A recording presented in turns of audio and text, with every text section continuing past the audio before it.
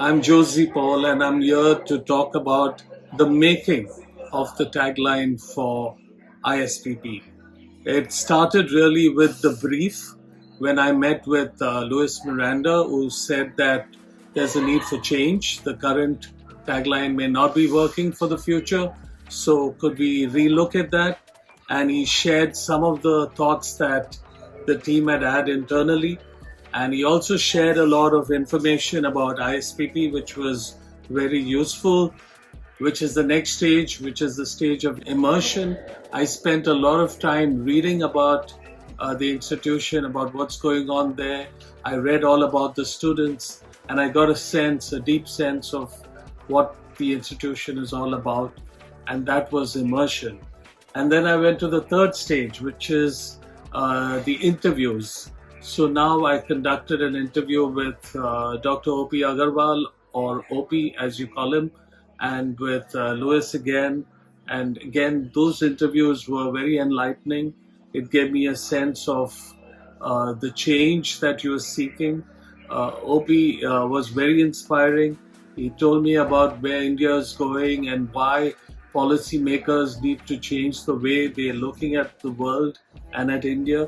And I thought that was something that opened my eyes.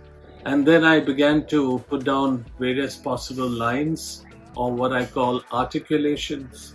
And then with these 9 or 10 lines, which is really a sort of outpouring of what I heard from Louis and from OP, I presented those lines to you, to some of you, and then we had a feedback session. And that feedback session was very useful for us to shortlist the lines to about 3. And then I think there was an internal session which brought us down to just 1 line, which the management felt was just right for where the institution is and where it can go. So that's where we are. And so we have a tagline. The tagline, as you know, is creating the next gen policy leaders for a rising India. And every word in this counts, right? Every word is loaded.